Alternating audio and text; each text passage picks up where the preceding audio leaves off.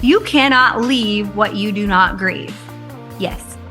Listen to it again. Hit that 15-second back button, because I was stuck in this cycle of it was like, I can't control this. I can't control anything. All my people are dying. My house is falling apart. My clothes don't fit anymore. This is just one more thing that I felt like I have to grieve. And I felt like the Lord was like, grieve it. Hello, teachers. It's Kristen here, and I'm flying solo today. Actually, Nick doesn't even know I'm recording this. So something that has been just real prevalent on my heart and on my mind that I want to share with you in this episode is how to lead through grief. And so I have 4 ways that you can lead through grief. I hope that you'll grab your warmest cup of coffee or beverage, sit down, have a chat with us, and allow God to use this episode to bring light to you in this season. Okay, welcome. I'm so happy that you're here listening, and I hope that these words find you exactly when they need to. I just prayed, before this episode of God, whoever this is for, would you just give it to them? Whoever needs to hear these words, because they've been in my head and in my notes and all the things for the last couple of months of just what it looks like to lead through grief. So a question that I get a lot is, how do you keep going? How are you doing so much and you're facing so much? So little backstory, I'll just tell a little bit of my story. A couple years ago, about 6 years ago now, right after I had gotten certified, opened up a studio, we were thriving, we were doing so good. God called us out of the town that we were in, of the city that we were in, about an hour west of there. And of course, we tried to make it work going back and forth, and it just wasn't working. So I found myself in this new season, this new town with all these people that I didn't know, having to start over, having to start from fresh. And in the middle of that, my husband we had left our church, left his job. He was on staff there. We had left my studio and that team. I had left my worship team, which is always a hard transition. We had left our life group, our home, our kids' schools. And so there's just this loss already. And in the middle of all of that, we're talking a 6-week chunk. In the middle of all of that, we also had a miscarriage. We also lost a baby. And so I started this season of when we moved to where I'm at now, which in hindsight, I can see all the amazing things that God has done. But in the middle of it, I started this season just in the deficit. I was just completely overcome by grief in every facet. It wasn't just one loss. It was so many micro and macro losses. And that was 6 years ago. And I remember that first year, I was barely teaching. I was trying to teach a little bit at the studio before we decided to close the doors on that. And then I was teaching for online Christian yoga is kind of where it was born, in that liminal space, if you will, that kind of in between space, while I was trying to get my feet on the ground here. Another kind of thing that I dealt with once I moved here was I wasn't really accepted here. What I was doing wasn't really accepted. So trying to get yoga classes going in a town that wasn't really sure about what was going on was quite tricky. And so God was faithful to bring in a really strong core group of Christian women who loved it and had a lot of equity within the community. Even fast forwarding to where I'm at, I'm now, running a studio with multiple teachers, classes almost every day. I'm getting to lead retreats, which has always been one of my biggest desires. I get to do this, and I get to do online teaching and teacher teaching and all of the things. But it didn't start there. And there was so much grief because just a couple years later, I lost my grandpa, who practically raised me. So it was like losing a dad. And then 2 years after that, I lost my mom. And then 2 years after that, I lost my dad. So my timing might be off on some of that. But since I have moved here, I've lost a baby, my grandpa, my mom, and my dad, and all of the things that we talked about before. So how did I get through that? Obviously Jesus, Jesus and only Jesus, but what practical things did I do? Those are the things I want to share with you today. So if you find yourself in this season of grief, I heard a pastor once say, if you're not in the middle of the valley, you're either about to go into it or you're coming out of it. And I remember feeling so afraid when I heard those words, because I'm I don't really feel like I'm in the valley right now. Does that mean I'm about to? And oddly enough, I was. It was just a little bit prior to losing my dad earlier this year. So You know, grief is inevitable. Like suffering is inevitable. And what we do with it, I think, is what defines how we're going to show up in this world. I think it defines how we're going to heal. I think it's going to define how we are going to bring purpose and healing and the light of Jesus to those around us. Now, knowing what I know now, I would have never said that 10 years ago, but knowing what I know now, I truly and like wholeheartedly believe that it's through our suffering that the ministry of what we do is born. So let me share with you 4 things that I would like you to consider as you are either in the valley, coming out of the valley, or preparing to go in. The first one is tell your story. Tell your story. Let people know. It's very vulnerable. Like I say that like it's just the easiest thing that you ever did do. It's not. Tell your story, but like when you start to tell your story of where you're at and the ways that you're processing it and the ways that God is showing up for you, or maybe you feel like he isn't showing up for you and you're just really candid. I believe that you're giving people an opportunity to say, me too. And what that does is it connects us. It connects us together. So people start to connect with you as a leader, or just as a human, just as a person. They connect with you and they want to know more. They want to hear more. Like, okay, if this person's brave enough to tell her story of where she's been, where she's at, where she's going, and her experience with God through all of it, right? I want to know more. I want to hear more. So as you are leading, I want you to think about your story to tell. What do you want people to know? What do you want them to feel? And then what do you want them to do? That's essentially you telling them your story, right? And so just it invites them into whatever it is you're currently doing. So the next thing that I would advise or I would suggest is don't heal alone, right? So telling our story, like I said, invites people into our story for those Me Too moments. So now it's not just you.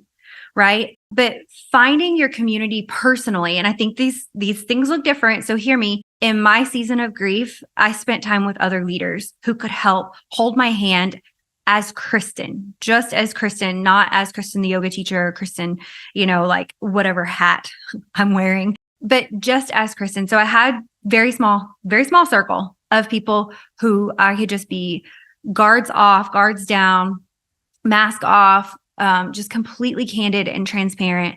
And they were vital in my healing story. And I'll tell you, neither of them lived near me. I think I'm telling you that for a reason, because I think that sometimes, especially if you're like me and you live in a small town where everybody knows everybody and some of those people are part of your pain, I think this is really important to have people who are not emotionally attached or intricately woven through the stories that you're telling them and that you're sharing with them. And then also invite your students. You guys, this is probably one of the biggest things. There's a couple more that I really want to highlight, but invite your students to heal alongside you, because in the same way that when we tell our story and we're sharing that part of us, and maybe it shows up in your offerings, you're telling your story, you are inviting them to heal alongside you, not only as a way to give to them, but like to also receive from them. Like you guys, if you've taught any amount of classes, and if you haven't, I can't wait for you to experience this, but if you've taught any amount of classes, you know how much of a blessing it is to connect with your students in this way, where they feel seen, they feel loved, and they encourage you. And they just, like, you could literally just tell them to stand on their heads and they just stare at you like you're crazy and they think you're the best person in the world, right? Like, because they have such a connection with you. So invite your students to heal alongside you. And we'll talk about how that can show up in your offerings as well. And then the last one I would say, and I'll just say it and then we'll move on, but heal the hurts, get the counseling. I think, being very familiar with grief these last 6 to 7 years of my life in such a deep way, I recognize that grief, it has so many layers. So you've got like the freshly, like I just got hit in the face with it and everything's still numb and I'm still in shock. And then you have like just feels like an open wound and we're just scrubbing it with salt. And then you've got this shouldn't really hurt this bad, but it does. And it's coming out in the way I'm behaving, like it's so layered, and we need people who are professionals and who know how to help us navigate through those layers of grief. So get counseling, like professional counseling. It has been a game changer for me, a game changer. And then the third thing is to continue to care for yourself. When you come upon a life tragedy, or I mean, even if it's not like this massive thing, like grief is grief, whether it's small and, lots of little small things, or like, for instance, one thing I've really had to grieve, two things. I'll share two things that are not like life altering, like a death of a parent or a child or something super. But two things in this last year I have had to grieve is one, my house, because our house has had a pipe burst while we were out of town and flooded a third of my house. And 10 months later, I am still sitting in a house that's unfinished. And I really just had to grieve the loss of what was familiar and what was known, what was comfortable in my home as we rebuild and do these remodels, right? And then the second one, this is really personal, and I'll just share it with you anyways, because you're here for it, right? My body has changed a lot in the last 18 months. Since both my parents have been gone, my body has really taken on. And y'all, we're yoga teachers. We understand how the body stores grief. Well, my body essentially has just kind of like with the spike of cortisol over time and just an ongoing grief. So all of that to say, I have gained a lot of weight and I'm doing the work. I mean, I'm still exercising, I'm eating well, but I'm recognizing there's other things going on behind the scenes that's not just food and exercise related, like insulin resistance and low certain hormones because of my age and things like that are low. And so as I'm navigating that, I had to have there was just a day I came to just the realization of I need to grieve. I was getting rid of a bunch of clothes that no longer fit me anymore.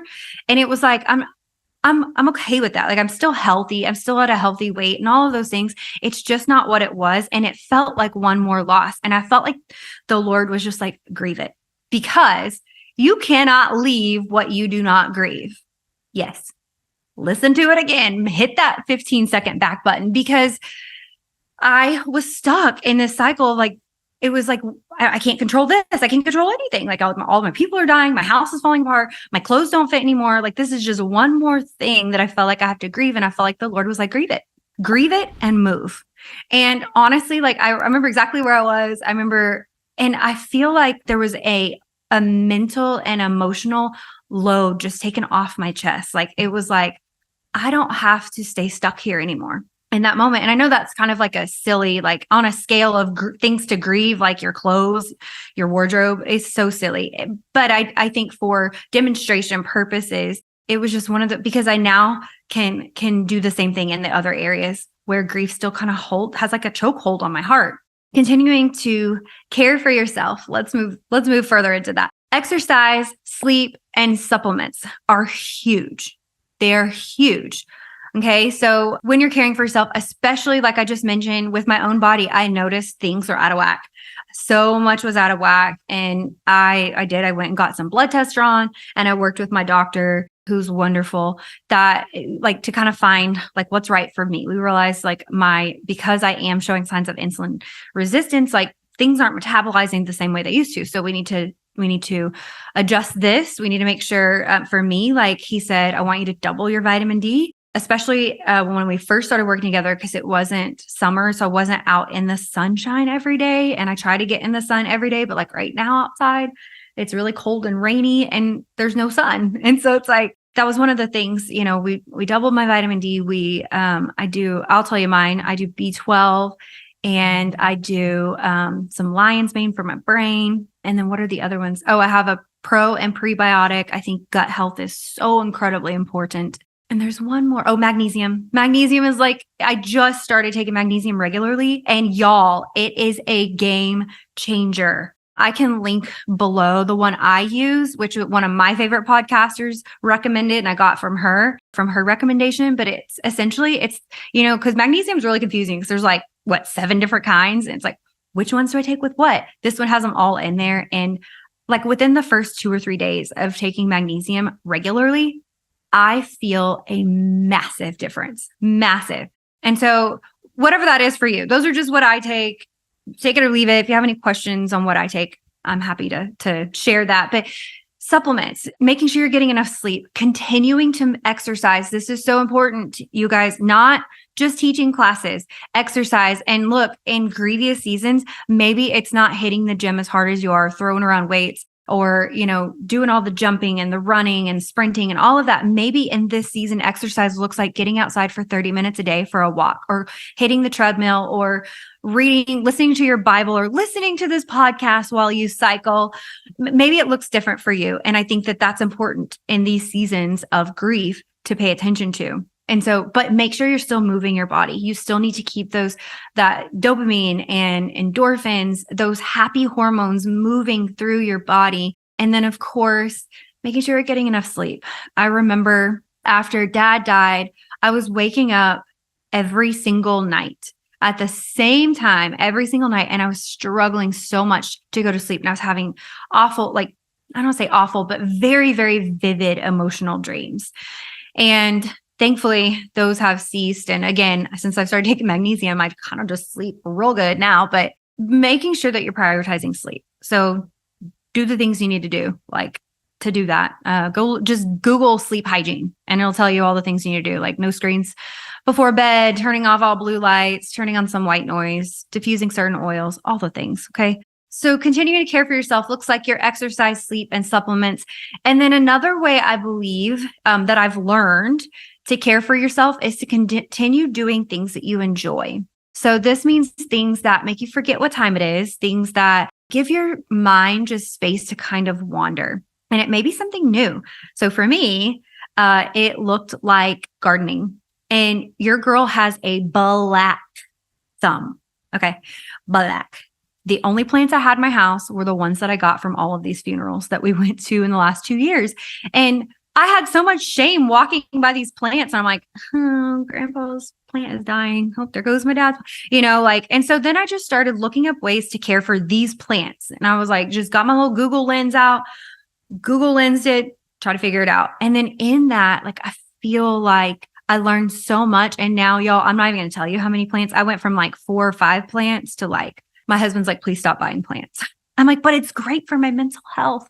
But this summer, so I bought 2 plants when my dad passed away in Louisiana. I bought 2 plants and brought them home with me. That was kind of that was the first time I bought plants. I've always just been given plants because they just came to my house after the funerals, right? And so then there was this part of me was like, I don't want to, I bought these plants on purpose with this memory of him, right? So that when I see these plants in my house, I'll have these memories. And it's been so beautiful. And it's just my love for plants and gardening and all of that has just grown. But over the summer, I found myself, I deleted social medias off my phone completely.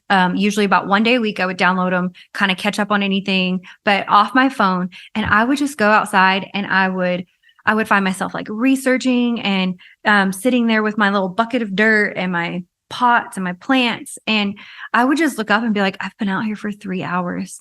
And in that, because I wasn't attuned to other noise around me or other demands or dings and pings and all of that, I just found so much healing and freedom in my mind. My mind would freely move. It wasn't being coerced one way or another. And that was a lot of time. That was my prayer time. It was just conversations with God. Sometimes I would play worship music in the background or nothing. I have this thing with wind chimes as well. And so I have so many wind chimes around my house that just sitting out there in the quiet, listening to the wind chimes was so healing to me. Sound therapy is a thing, y'all. Sound healing is a thing. So find something maybe new even or go back to something that brings you joy that you can do for you. Not oh, my kids bring me joy. My kids also bring me a lot of frustration, a lot of noise.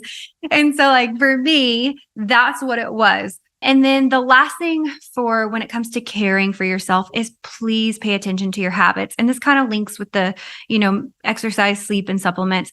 But I say this, and we do a lot of habit talk around here. If you've been around here or around me longer than 2.4 seconds, we've already overused the word autopilot and habit loop and all of those. But your habits, when your mind is trying to process this grief, your body kicks even more into autopilot.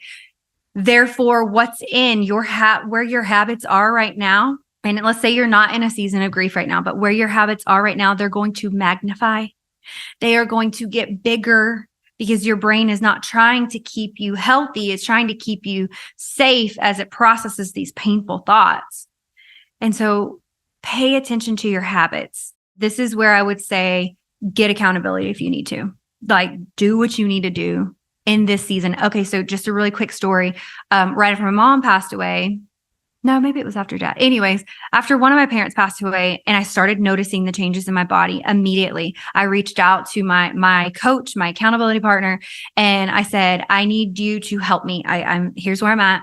I'm feeling really stuck. I'm feeling really like I could easily go off the deep end with my habits. What would you prescribe for me? And I just gave her full permission. She knows me well enough. Now, granted, like she knows me well enough. Make sure the person knows you. And she said, I want you to do this 30-day plan. Here's what I want you to do. I want you to not do. I want you to check in every day. And she just gave it to me. And that's all I needed was just a 30-day push, a 30-day reset. But it kind of goes back to don't heal alone. You weren't wounded in isolation. Don't heal in isolation. So get the accountability. If your habits are something that's holding you back in this season of your leadership, of your being you, do what you need to do. Okay. The last thought that I would have you consider, as you may find yourself leading through grief, whether this season or not, is don't stop. Do not stop. I told you, like, people always are like, how do you keep going? We know by the grace of God, but here are some things that I also did to keep going. I kept creating. When we first moved here and I was really wrestling through this grief, which felt kind of like on my own because I still had my people in Tulsa and we were kind of still connected, but we were trying to put roots down here and I was trying to develop a new life here. And I didn't have anybody like that here. And it was just so much. But I remember, I felt like God gave me this image of a water hose. And he said, or showed me this image of a water hose. And essentially, like, if I will lead from this place that feels so painful and I will create an offering based around something that I too need myself and invite other people to do that. So he is the water. He is the healing. I am the hose. I am the water hose. So in order to get the water from him to the people I'm leading, it has to go through the hose. So that healing water is healing me on the way out. And so I didn't stop creating.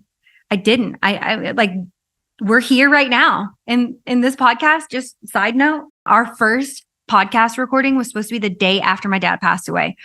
So it didn't happen then, but here we are, months later doing it. Like I'm still using my story to bring help and clarity and hope and empowerment and freedom to anyone who is willing to listen to my words, because I am the water hose. I'm not completely healed from all of this loss. I don't know that on this side of heaven I ever will be. But what I do know is as I share the goodness of God and I share the hope and the peace and the healing that I have found in him with the world around me, you, my students, my kids, I am being healed on the way. So keep creating those offerings. There are many times, even for my offerings, for my yoga classes, as I was building playlists, my playlist was so reflective of what God was doing in me and showing me and trying to share with me. And I just built those playlists based off where God was doing the work in me. And I brought it to my classes, right? So maybe it's creating playlists. Maybe it's creating offerings for your students. That's how you're going to lead through this, right? We're not going to wait until we're healed to keep leading. Take a rest if you need to. Take a break if you need to do that. Make it planned and make sure that you're not stopping, but you can rest. So this summer was my season of rest, right? And I found more things to take up space in my mind that was healing in this season. While my team kind of kept the mission moving forward, I was able to take a step back, but I'm right back in it. I'm already looking at what we're going to do for the next year, quarter by quarter. Like, I did not stop. Even if you have to slow down or have a scheduled rest, do that, but don't stop. And so again, if it's not through your offerings, if it's not through your playlist, maybe it looks like writing, maybe it looks like blogging, maybe it looks like videoing yourself, just like even just in this time that I've been here with you, regurgitating my story and some of these things that I've done that I've maybe never shared out loud before has been incredibly healing for me. So creating this podcast and this video, even if you just never even share it, just create something. Something I did, this is what I'll leave you with. At the beginning of this year, not knowing what this year was going to hold and the immense amount of loss that I was going to walk through, in the last year, I felt like the Lord was just giving me all these words. Thankfully, I have a microphone now to use my voice to get them out, but I didn't know. Oh, so I was like, Lord, what do you want me to do with these words? Like, I just feel like I have like these string of words. Sometimes they're a sentence. Sometimes they're a giant 6-scroll note in my phone. Sometimes I don't know. And so I set a challenge for myself for the first 100 days of the year, regardless of what happened, I was going to write 100 words. And I did that.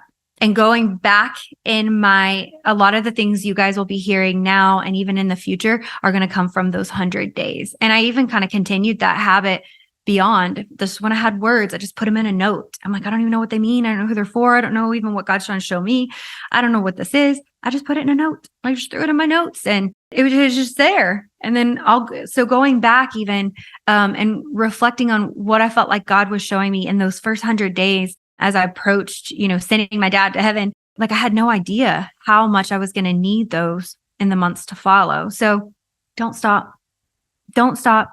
So just to recap here, if you are in a season of grief or you're trying to find your way out of it and you know that you're called to do something, you know that you're called to live with purpose. Like I said, pain is inevitable, but what we do with it is going to define the life that we live and the people that we share that light of Jesus with and just that fulfillment. Like for me, I'm like, okay, if I'm going to go through all this pain, I need it to have a point. I need it to have a purpose. I need it to mean something. I remember after we lost our baby in our miscarriage, I remember being like, all right, God, this is the most pain I have ever felt. Do not waste it. I remember saying that like in the car on the way home from the sonogram where they confirmed the second time that there was no heartbeat. Do not waste it. And I've done everything in my power as much as I can to not waste it because we're going to experience pain. We're going to experience seasons of grief, some shorter, some longer. And I also believe that we stay in grief longer than we have to sometimes. So I want to recap these just to give you a little bit of hope and a little bit of inspiration. If you find yourself there or if you're coming out of it, maybe you're headed into it and you don't even know, tell your story. Don't heal alone. Continue to care for yourself and don't stop. Thank you so much for joining me for this episode today. I would love to know how it reached you, what stood out to you, what was highlighted for you. We're always interested to know what you want to hear more about. So feel free to shoot us an email. Make sure you're liking and subscribing to this channel. And it really, really helps us out whenever you share these episodes with people that it could benefit. And also it just helps bring the mission forward of helping teachers lead and live just full, beautiful lives. Until next time.